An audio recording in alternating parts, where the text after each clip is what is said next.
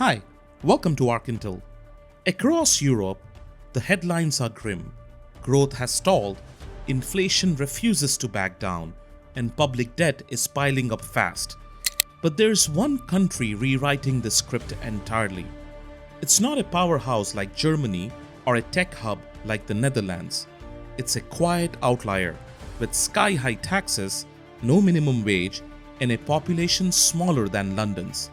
Yet, somehow, it's crushing everyone else. Low inflation, surging growth, massive budget surpluses. While the rest of the continent scrambles to stay afloat, Denmark is sprinting ahead, and the financial world is watching closely. But here's the question. Is this a masterclass in economic design or a boom built on something far more fragile? Let's find out.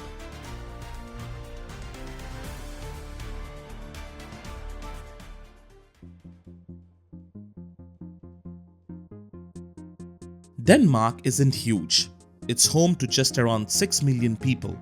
But when it comes to wealth, it punches way above its weight. Its GDP per person is roughly $75,000, placing it third in the EU behind only Luxembourg and Ireland. This isn't an isolated number. Denmark is one of the most globally connected economies on earth, with trade flows equaling 128% of its GDP, more than twice the world average. But here's the twist. This high-income, high-trade economy also runs on some of the highest taxes in the developed world. According to the European Commission, Denmark's tax-to-GDP ratio sits at 44.1%, the third highest in the EU. The top marginal income tax rate is a staggering 55.9%, leading the OECD and outpacing France by a hair. And yet, there is no crisis. Quite the opposite.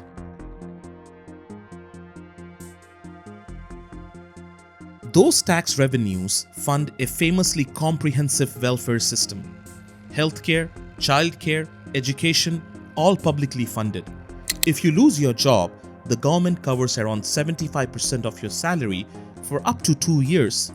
The OECD average is barely 40%.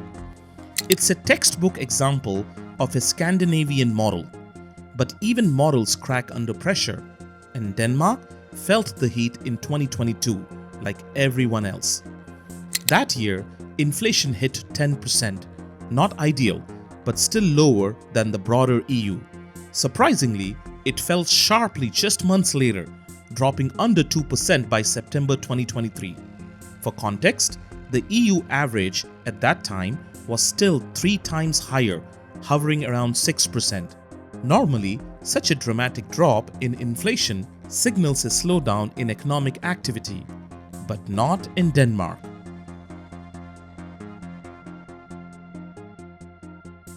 Since 2020, Denmark's growth track record has been extraordinary. After a mild 1.8% dip during the pandemic, it rebounded with 7.4% growth in 2021.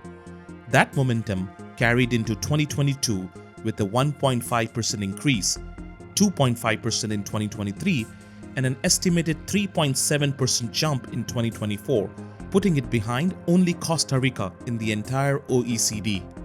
And projections? They are just as impressive.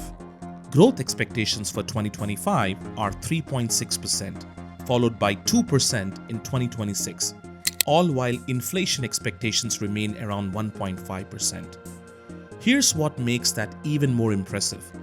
The government isn't juicing the economy with spending, quite the opposite.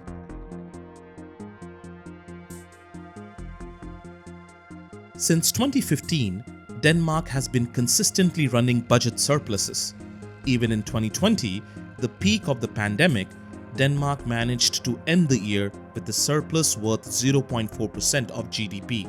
In 2021, that grew to 4.1%, then 3.3% in 2022, 3.1% in 2023, and a stunning 4.5% in 2024. Compare that to nearly every other EU member country, which is running deficits to patch up defense spending and sluggish growth.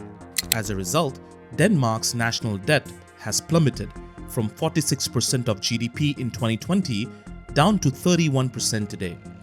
Eurostat believes it will drop further to 29% by 2026.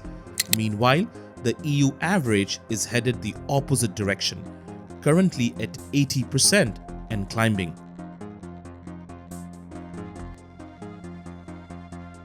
Is this just good luck? Not exactly. Denmark's labor market plays a huge role. There is no official minimum wage, but over 80% of workers are covered by negotiated agreements. In practice, almost no one earns below 15 euros an hour. That could have been a problem, excluding low productive workers. But instead, Denmark's employment rate has steadily climbed above the EU average. High wages pushed employers to invest in training and tech, while workers upgraded their skills. Over time, productivity soared. The result? A highly skilled workforce, rising domestic demand, and economic resilience. Add to that Denmark's bold bet on wind power.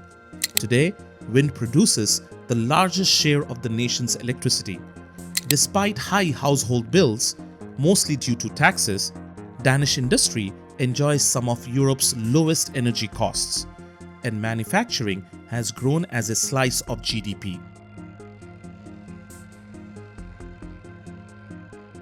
Still, there is one company that changed everything: Novo Nordisk.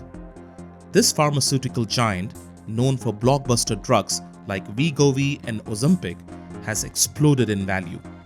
The global demand for these weight loss and diabetes treatments has been staggering, and they have done more than just boost stock prices. It's estimated that about half of Denmark's recent GDP growth is tied directly to the Pharma Boom. That kind of dependency raises flags. Some analysts have even compared Denmark's situation to Finland's reliance on Nokia 2 decades ago, a bet that ended badly when the iPhone disrupted everything. But this comparison may not hold. Denmark's economy is broader than Finland's. Novo Nordisk's patents are secured through 2032, and even without the pharma surge, Denmark's fundamentals look strong. So, is Denmark a miracle economy or just the exception that proves Europe's rule? The answer may be both. While the rest of the continent battles slowdown and budget crisis, Denmark is showing what's possible with a high-skilled workforce, disciplined policy, and long-term bets that pay off. But even Denmark isn't invincible. The question now is whether it can sustain this pace, or whether success has made it vulnerable to the very risks it once dodged. Let us know your thoughts in the comments. And if you found this video insightful, make sure to check out the UK crisis. In this video, we break down how Britain went from powerhouse to crises, £2.5 trillion in debt, Brexit fallout, NHS staff shortages, and the inflation crushing everyday families. Click the video to watch now.